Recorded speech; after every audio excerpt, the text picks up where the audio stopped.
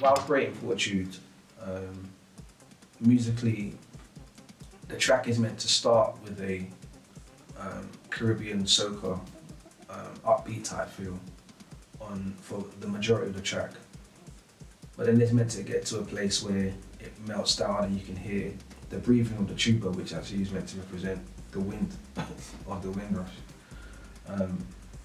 Which then proceeds to a beat which is more like grime or heavy or more like London syncopated. And I guess for me on the track, it's meant to represent the journey from one culture to another.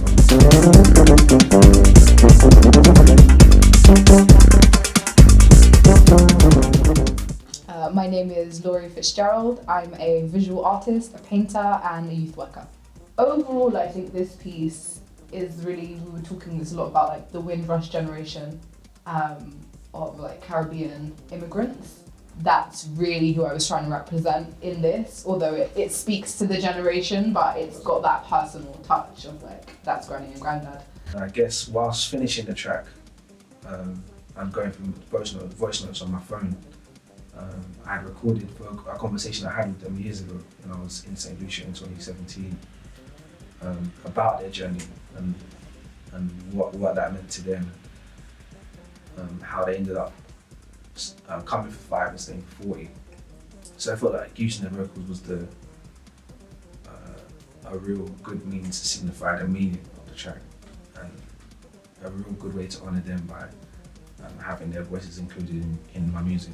The 3 frames for me, I wanted to capture this feeling of the journey and the 40 years, you know, because that's what it's about. But I didn't want to use a road per se. I toyed with the idea or different ways I could toy with like journeying somewhere. But I think the frames for me, and the 4th frame is kind of hidden here, it's this black one. And it's sort of to say the way behind is shut. Whether they know it or not, the way behind is kind of shut. Like, this is them getting off the boat in a way and stepping into England.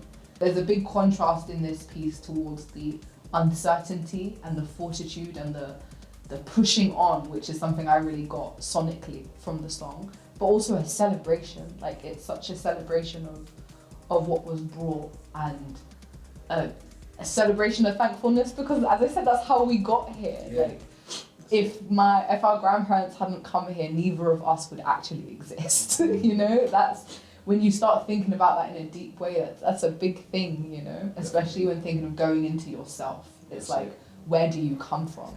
We are in a time where many of the people who came when they were young are being, deported at this time because of the scandal.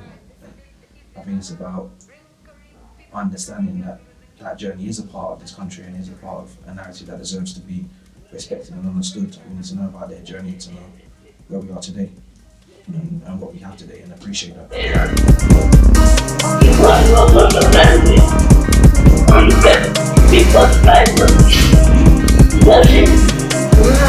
Esa que